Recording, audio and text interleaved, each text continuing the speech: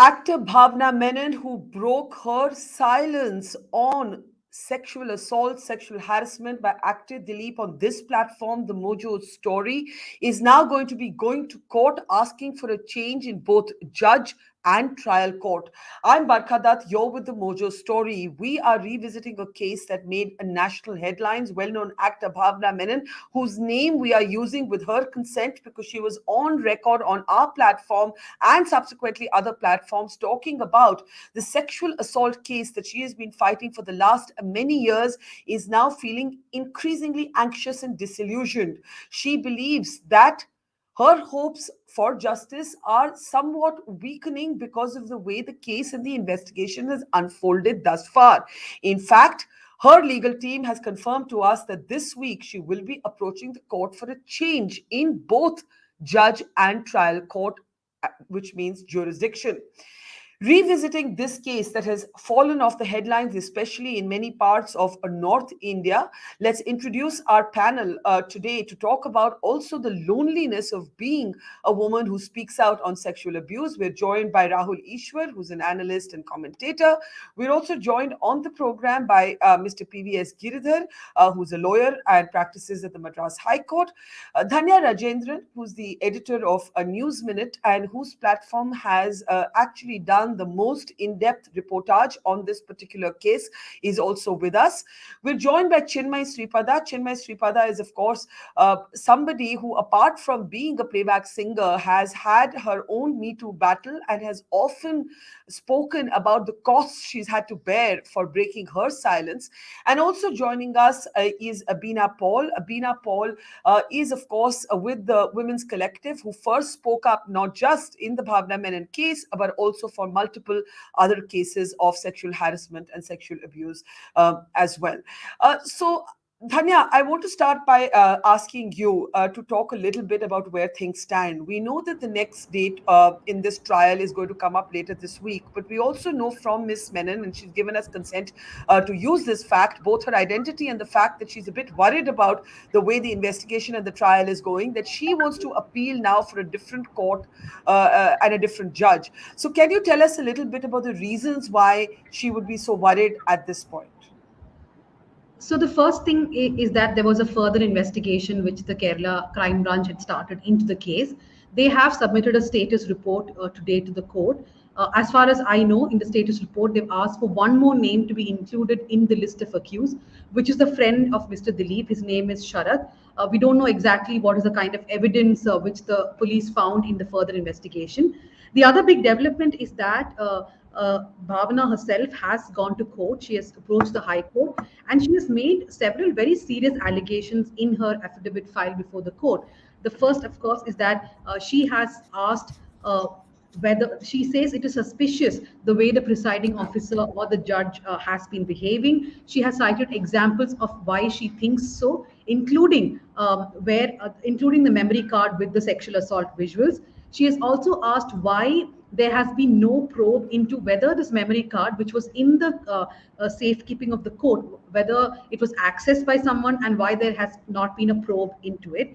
The other serious allegation she makes is that in the recent few weeks, we have seen many audio clips surface in which Dileep's lawyers are heard speaking to their clients. And there is a suggestion that they are trying to mislead the court, they're trying to change certain statements. So in her affidavit, Bhavana asks, why has there been no effort to question these lawyers, considering these audios do prove that there was an effort to influence the case? Why have they not been questioned? She suggests that there is pressure from members of the ruling party on the police.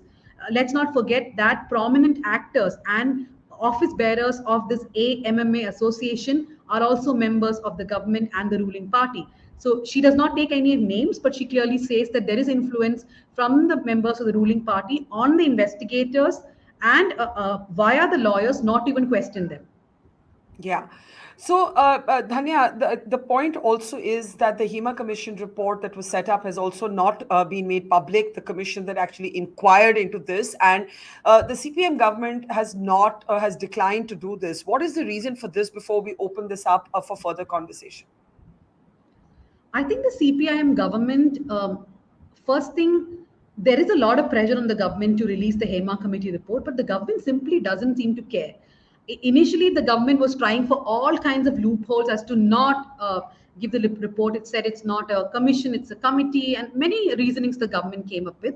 Now it's become an ego battle. Plus, the government clearly wants to protect someone, right? I mean, why is the government so adamant that they will only release one page which has the recommendations, and nobody knows why Justice Hema gave these recommendations? What were the depositions in front of her? What were the things that she figured out after speaking to 70 odd people? So none of this the Kerala government is willing to keep on record, which just points to the fact that the government is trying to protect someone. Who it is, we do not know, but there is definitely an effort by the government.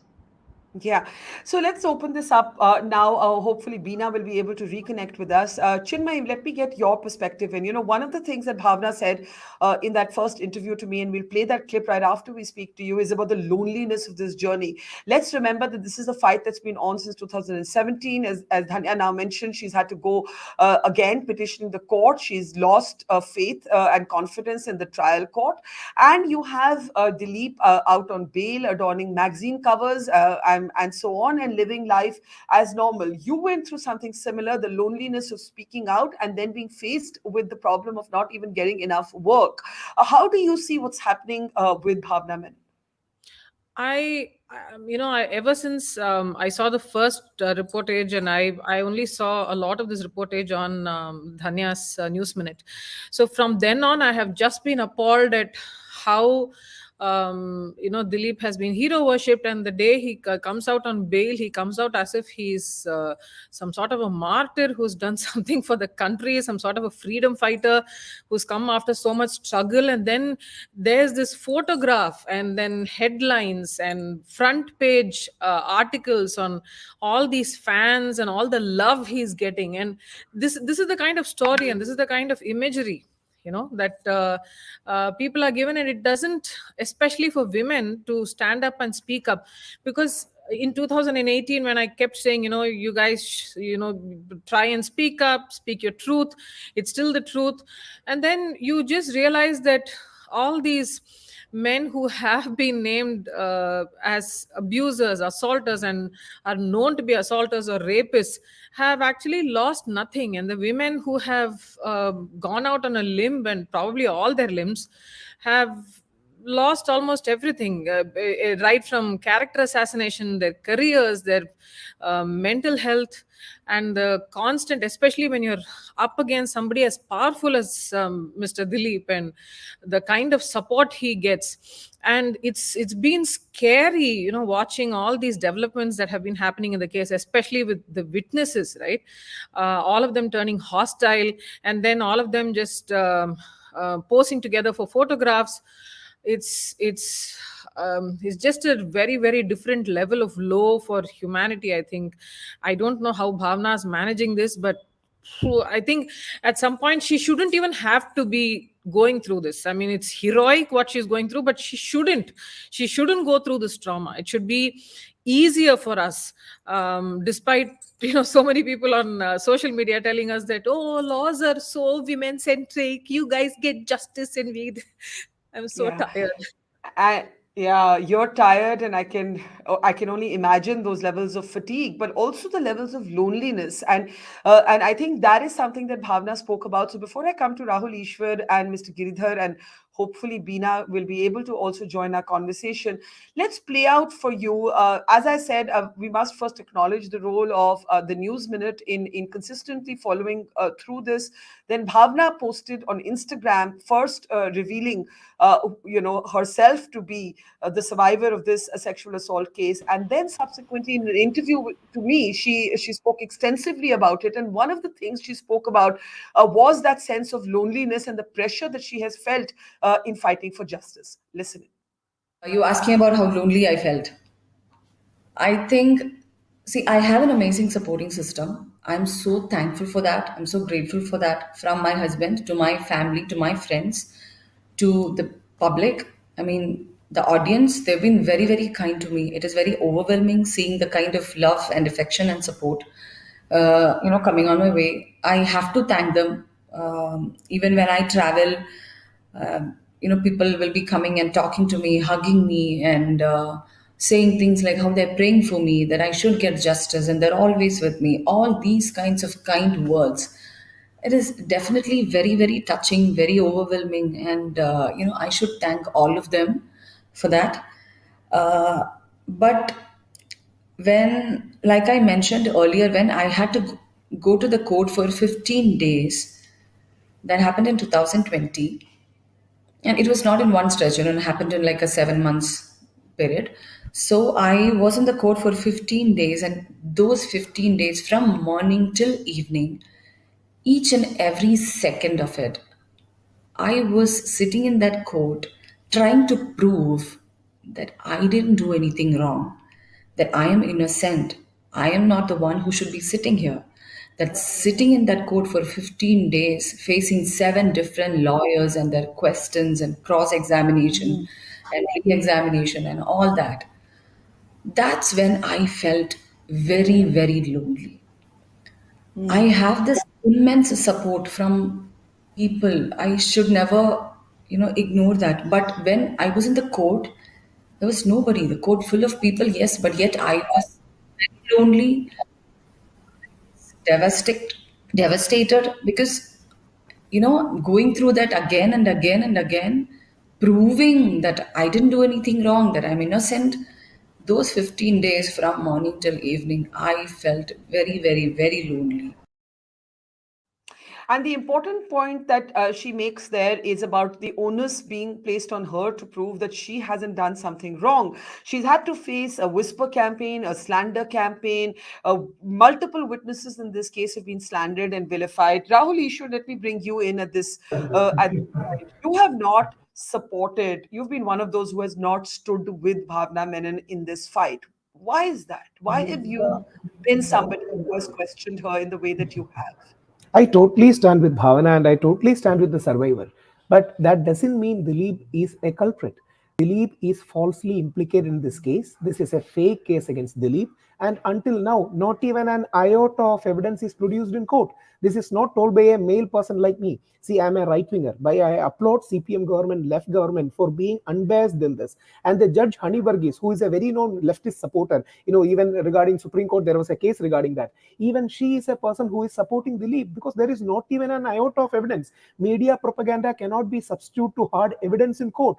And till now, till this moment, let me quote the last case, page number 58, paragraph number 26, Justice Siad Rahman, on the allegation that Dileep was trying to kill some police officers. He said there is not at the present moment, there is no evidence against the eighth accused or Sri Dileep in this case. And how can you witch hunt a person without evidence? See, if there is any evidence, we can all stand together and throw stones at Dileep. At the same point of time, Bhavana should get justice, and all the people who are like Pulsar Suni should get punished. But Dileep is not involved in this case. What can we do? There is not even an iota of evidence. And please remember, this is not only told by me. This is told by a female judge court, former DGP of police who is a female, and Dileep's family has been subjected to witch hunt. Even his wife Kavya Madhavan was being abused day in and day out by a section of media, painting their family black.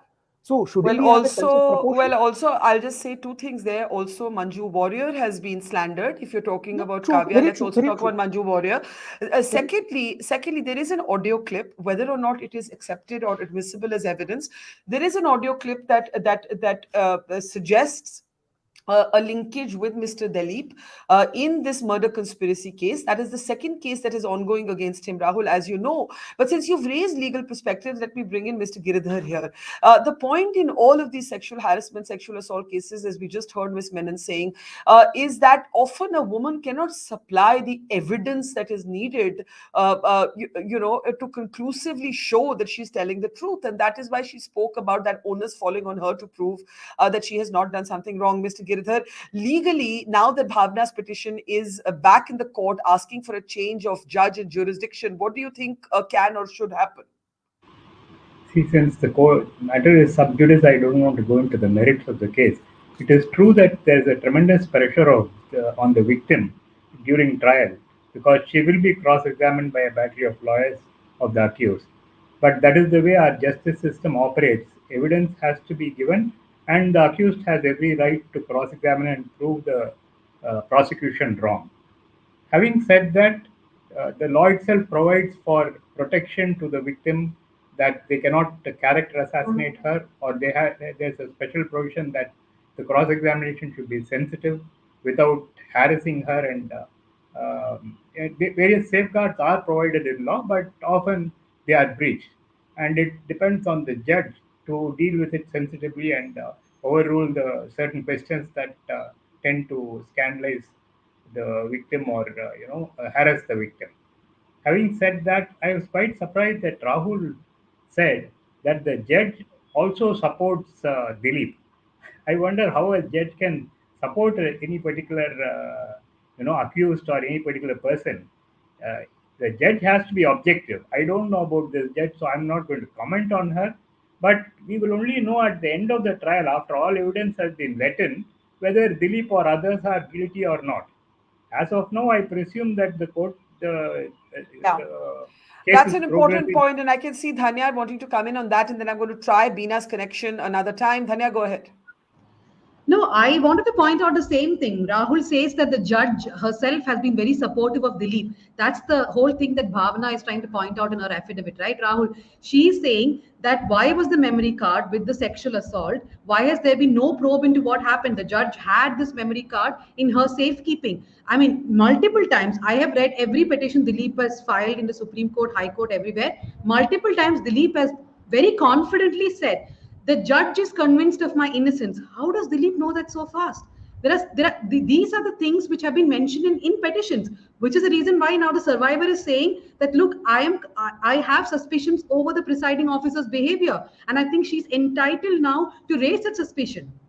Absolutely. And that is why we're actually having this conversation today, Bina, because Bhavna is losing faith in the trial court. She's gone to the High Court saying that the presiding officer is not doing their job. And as Mr. Easwar is actually suggesting that the judge doesn't seem to believe Bhavna, I think that is where Bhavna is feeling that she will not get justice. Now, I know you can't speak about the specifics of the case, but we were talking earlier when you were not on about the loneliness that Bhavna herself referenced in her interview to me. Chinmayi said, I'm so tired, as another Me Too survivor who's had to battle for years. Bina, I know at the Women's Collective, you all have been leading a sterling battle for justice, but even the Justice Hema Commission report has not been made public, right? And that is a knock to the fight that women like yourselves have been fighting. Your comments on how this case has gone so far and what it says to women everywhere in your industry who are fighting and breaking the silence. Well, as everybody has been saying, and everybody does know, it's a lonely battle. It's a really lonely battle. I think we know Chinmayi, how she's battled on. But more than that, I would say that that recently, you might also know that recently there has been another call out, and very brazenly her name has been published. Now, what I'm saying is there seems to be systemic. Yeah, we lost Bina there, but she's of course talking about how there was another rape allegation, and the actor concerned basically outed the identity of the complainant in a Facebook post. Chinmay, do you want to come in on that happening and how little has actually changed when we Bina? I know Bina's back. Bina, you want to complete your point, and then I'll get Chinmay. Yeah, Bina? no, I'm just saying there seems to be systemic ways in which women are silenced, really, and that is what is so frightening. How can anyone even name and get away with it? Yeah. How can Bhavna be going through all this and get away with it? This is our question. That there seems to be, whether it is in the media, whether it is in the courts, there is a kind of systemic disbelief that women actually have had to go through sexual harassment at various points. That is what is so frightening, actually. And WCC is very, very concerned about this. Yeah, Chinmayi, let's bring you in. You spoke about your own fatigue, your own, you've had to fight against the man you said was the perpetrator with you, an extremely influential, powerful man. You had to speak up when he was being awarded, recognized, feted, and then you see, as we just saw an actor outing the identity of a complainant in a Facebook post. Go ahead with everything you've heard, including Mr. Easwar's comments. I, I'm actually have to. I think somewhere he lost me where he said the judge believes in his innocence.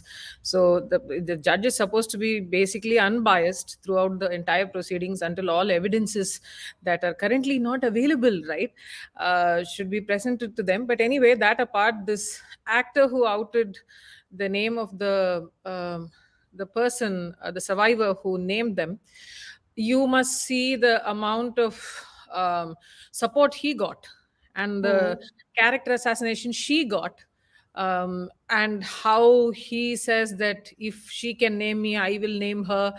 And this is becoming, he goes live on Facebook, and has the audacity to go ahead in detail about how this is a liar.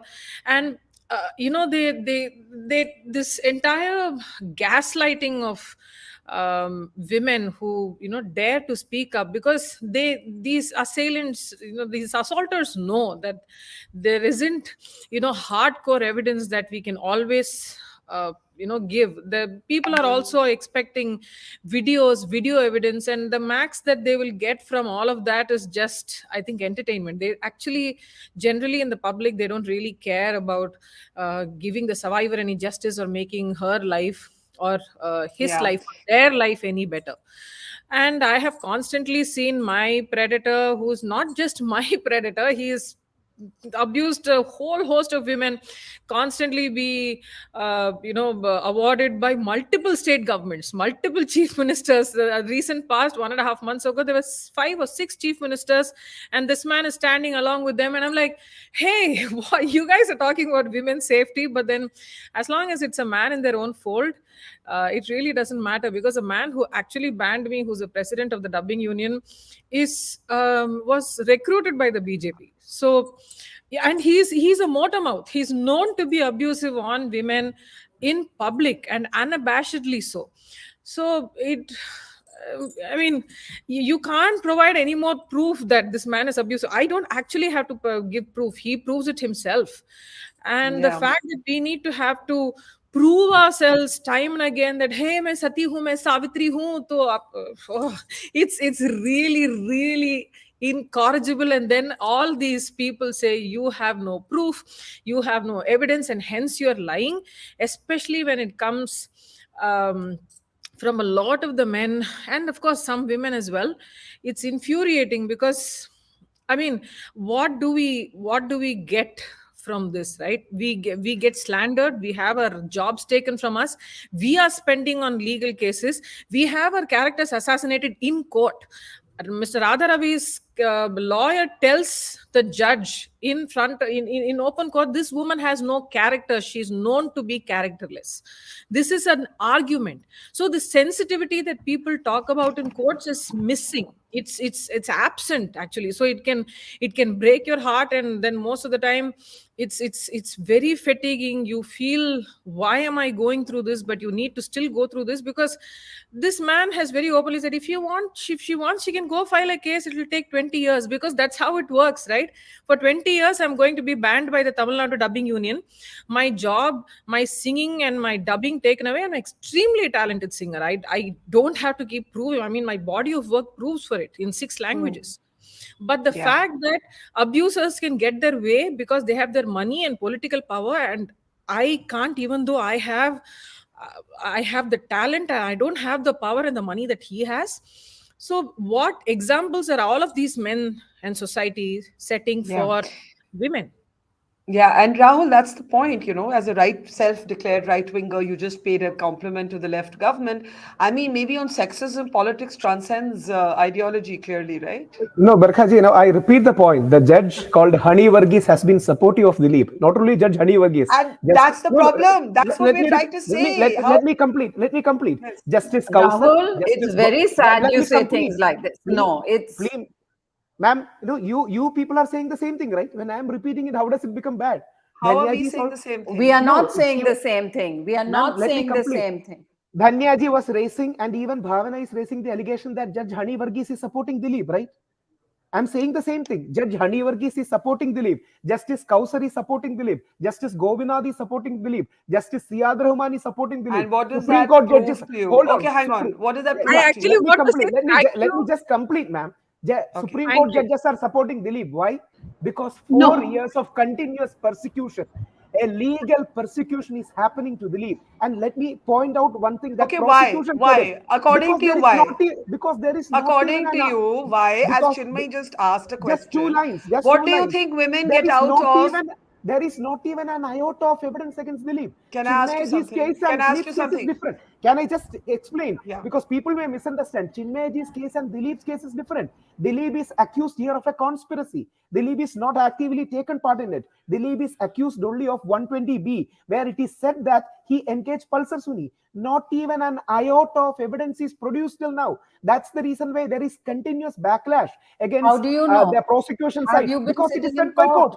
Okay, I've okay, been hang No. on. reading court verdicts. I've Okay, been can reading I court can verdicts, I and can I can I just interject add for a one more line? second? And Can I I just want to just Can I just correct add him one more that line? Can I just add okay? one more line? And the Okay. prosecution said in High Court, the state went to High Court and Supreme Court against this judge. The High Court stood with, the Supreme Court stood with this judge. Why? Okay, hang Because it on. has been a 1 fair minute. trial going on. One All the minute. judges are 1 minute. supporting I Dileep want to not because explain. he's rich. I want to say that there are two different cases against Dileep, not one.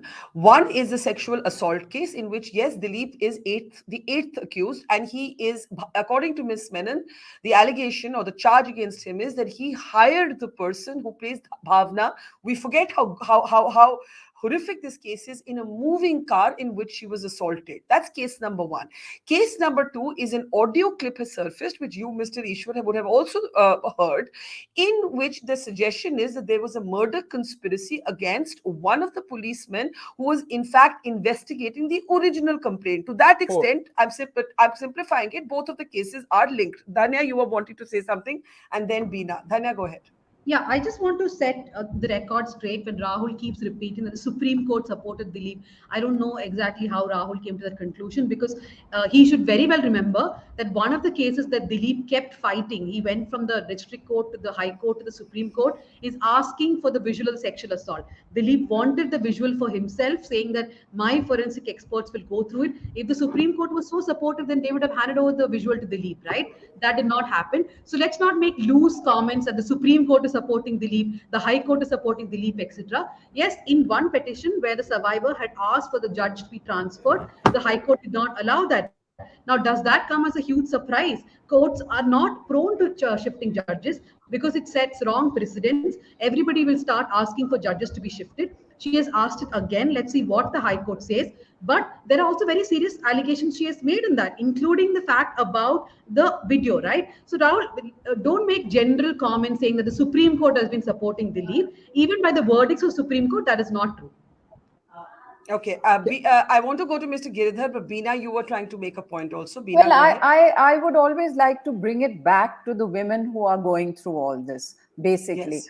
I mean, of course, we know what the system of justice in this country is. We know how long it takes. We know how tilted, not in favor of women as victims are, and which is why the Act of 2018 is so strongly worded.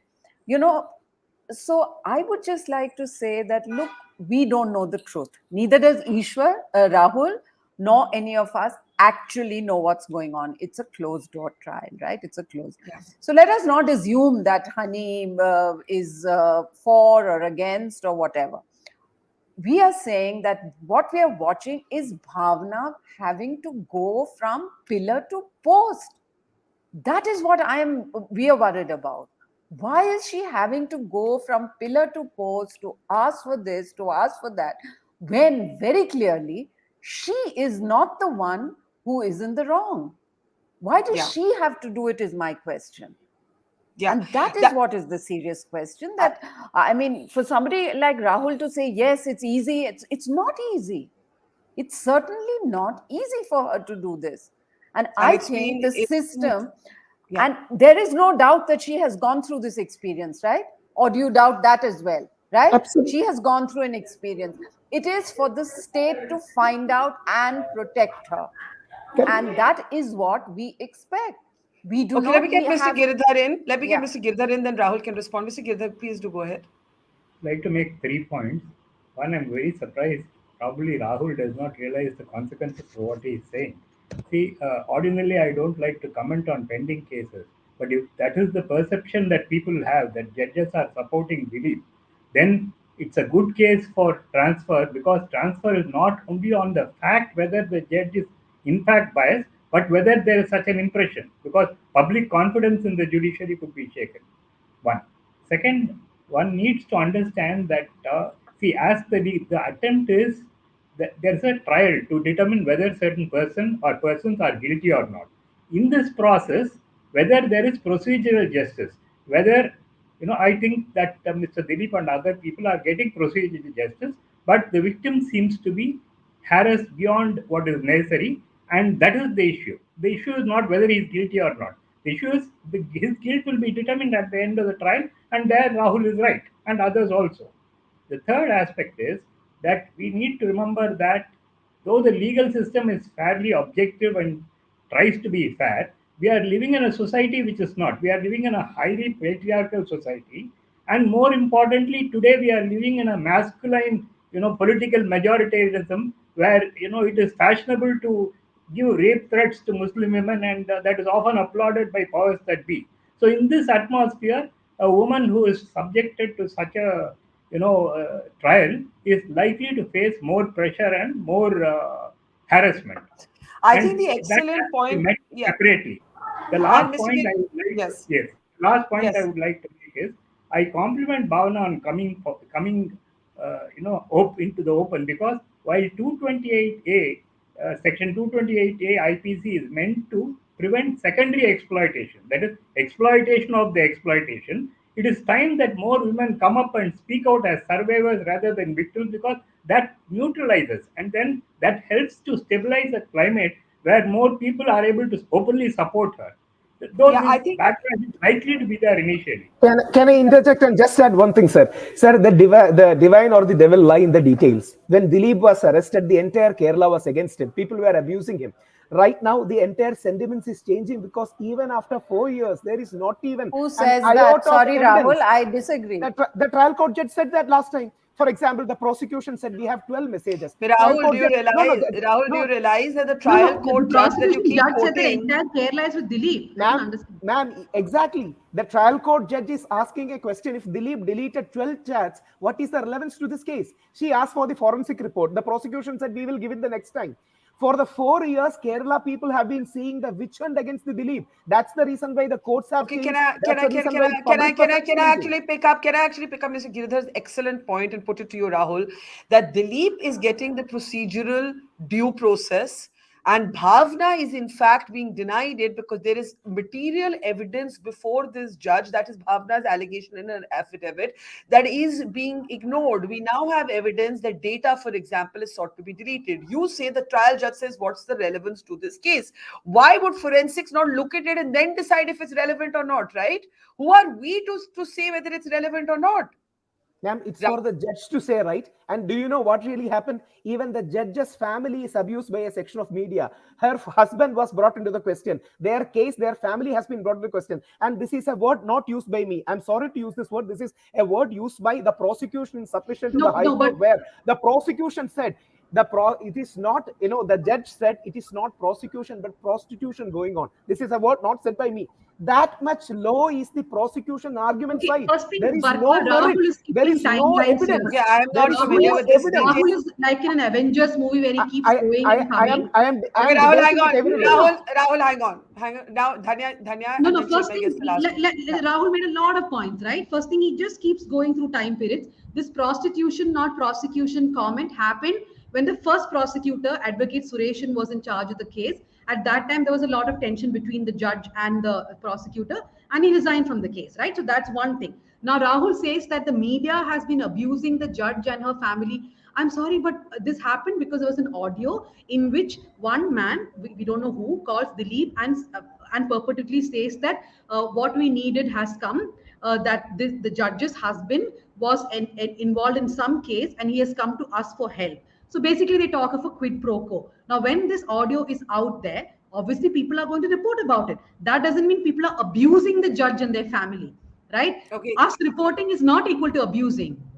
Yeah, I do have to close, but Rahul, I want to say something to you before I give Chinmayi the last word. The more you actually say that the trial judge is not convinced of Dileep's, involvement before she herself has delivered this verdict, the more Bhavana's argument becomes stronger that there is not an objective due process going on here. Right now, we should not be in a position to know the judge's mind. Why do we know the judge's mind? There's a problem if we know the judge's mind. Don't you see that?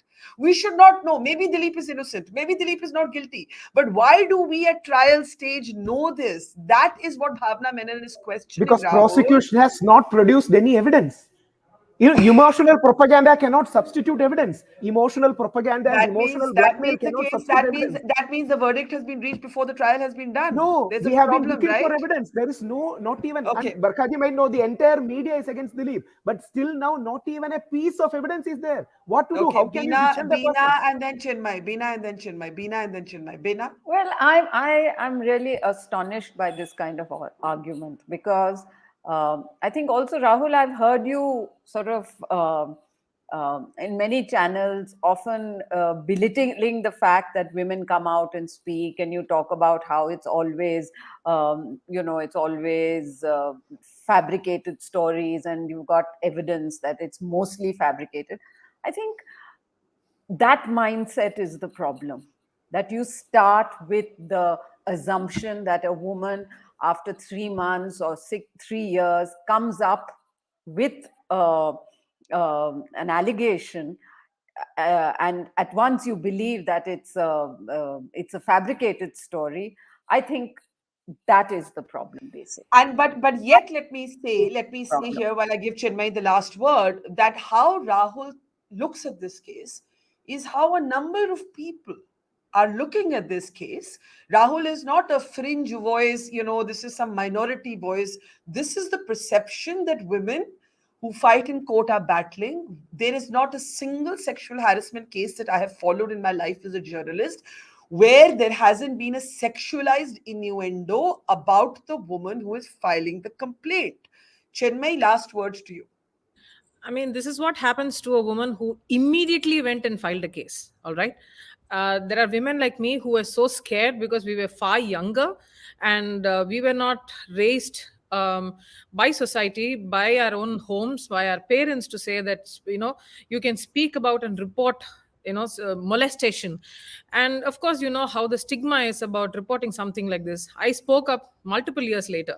So whether you report immediately or within the time limit stipulated by the law in India, or we have a Me Too movement which is cathartic for most women to just get it out of us because we are sick and tired of celebrating all these famous men who have just been at it, and then all their bros in arms are also helping them along, and we finally get it out. Because so many of people in the legal space have said nothing really may or may not come out of it, but you guys have done something socially. Yeah. And our job, not a job, I would say, I think our thing was to actually tell people like us of all genders that if something like this happens to us, it is not our fault, to actually shift the blame from the survivor/victim to the perpetrator. That is the whole thing, to take away the shame from us, because it's not in our bodies, it's not our fault.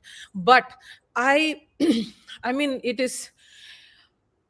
I'm not even able to digest the amount of, I see it. I mean, this witch hunt or anything, I'm only probably seeing the one that's happening on Bhavana all this while, and how she spoke up, and how 4 years ago, the same people from the industry who were actually, thought it better and easier and more convenient to side with Mr. Dileep are finding it slightly more convenient to speak for Bhavana as of now, because they not even speak, just share her post, right? Yeah. So I mean, the hypocrisy is not lost on us. All right. Yeah. So I definitely feel that hopefully all of us women constantly continuing to talk about it, and having people like Bina and Dhanya and Girdhar sir, so, I mean, because when people say the judges supporting, each time I hear that, I'm like, what the heck is going on?